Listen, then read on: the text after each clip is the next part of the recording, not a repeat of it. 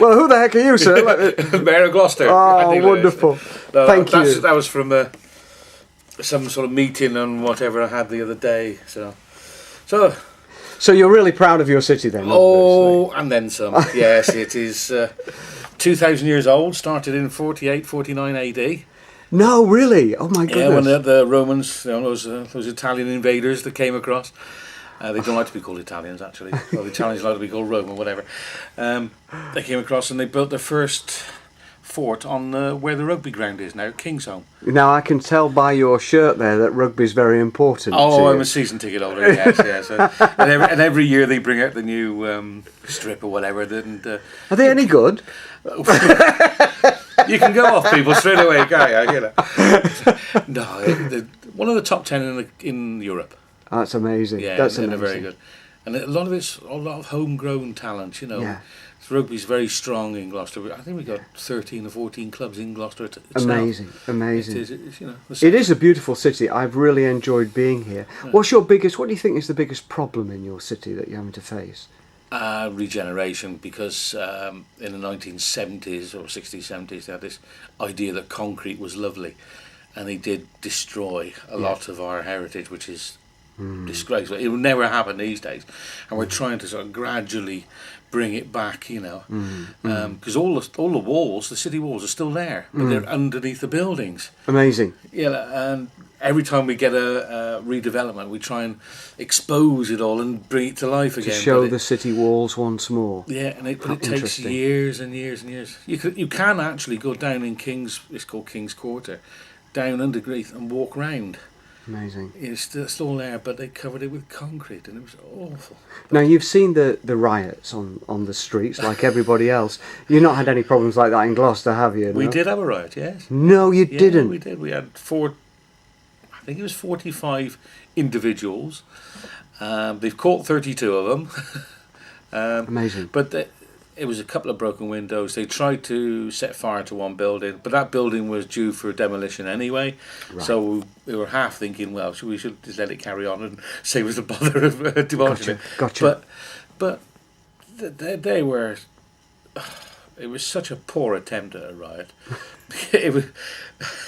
The rumour is that typical Gloucester, they can't even do a good riot. Can't do a good riot. It was. It was a shame, and it was just... I was told of one place where the rioter, you know, the guy that was arrested because of Facebook, That's he right. said that everyone must meet in the pound shop to start the riot. He really goes to the high end of things, doesn't he? You know, all those designer outlets. Yeah, no, let's go to the pound shop. And you've got a great spiritual heritage here, and I know that I understand the civic authorities stopped the cathedral being torn down really by Cromwell, and you've got a chair in there. Is that right? The Lord's Bed. I've got a chair. Yeah, it was more actually. The real threat came to the cathedral after Cromwell, to be perfectly honest. It was more the Reformation, you know, with Henry VIII and all that. Gotcha. Stuff. He was not a happy chappy with the churches at the time, was he? Yeah, that's something right. to do with his wives or something. And we do have this problem with women. There you go. No, they're wonderful things. But yeah, it was the mayor who basically persuaded the royalty to sort of hands off and whatever. And as a reward, they got a seat put in the cathedral, which is truly a great honour to be sat across a bishop who's been ordained or whatever, and we just sort of sit there. And I'm the only one allowed to sit in it, which is... no, that's remarkable. It is very rare. I think there's only 6 in the whole country like that. Yes. Now, Mr. Mayor, may I ask you, Andy, do you have a spirituality yourself? Would you say that you're a man of faith? Hope you don't mind me asking you that, by the way. I'm a man of faith, but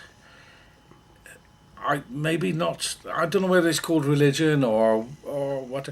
I'm not a great establishment person because I think the establishment get in the way of faith as such because they dictate you how to have faith, and faith takes many manifestations, and I'm a great believer in the family, so my faith would be in family, children, and people, to be perfectly honest. I mean, I know I got the lovely seat in the cathedral and it was a magnificent building, but do you have to have a magnificent building to have faith? It is a question that... Well, one of my favourite places today has been, I think it's called St Mary's... St Mary the Crypt. The Crypt, yes. Yeah.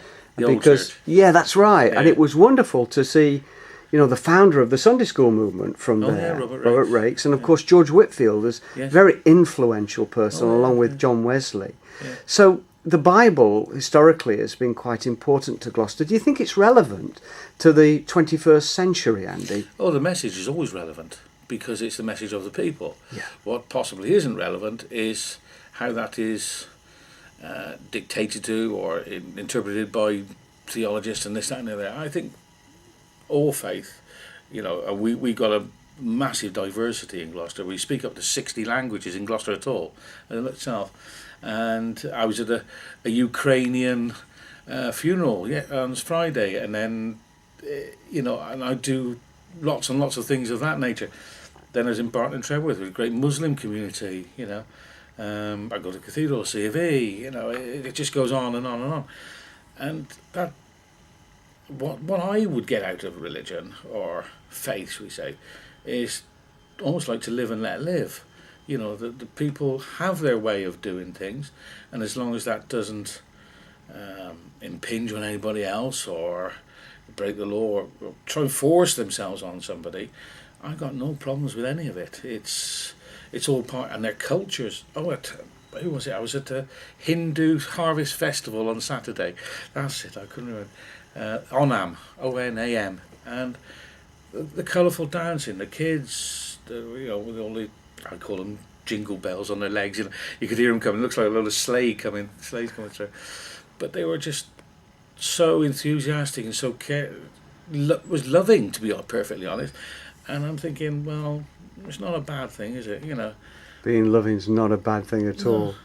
Mr. Mayor, can I say thank you very much indeed, Andy. Your hospitality, seeing me, such a busy man, at the end of the day, I'd like to say thank you very much. May I ask you, is there anything we can pray for you? And your lovely staff. A bit of sleep, to be perfect. Is that right? It is a very demanding role. I think in the 3.5 months I've been mayor, I've done over 120 engagements now. No, my goodness. And I've still got a full-time job as well. You're kidding me? No, I've got my own business of house maintenance and that sort of thing. So it is a fantastic honour. It's just forget about places, meeting the people, that's wonderful. But it's... you give up a whole year of your life. Oh my goodness! And it's good. So you're running a business, Andy. Yeah.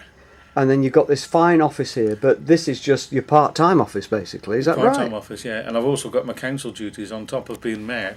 We've got a planning meeting tonight. How many hours a week would you say you worked?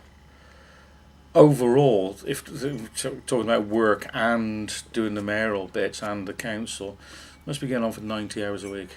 Well, sir, can I just say thank you very much on behalf of your community and every other community that serves so well by people like you. Thank you. My pleasure.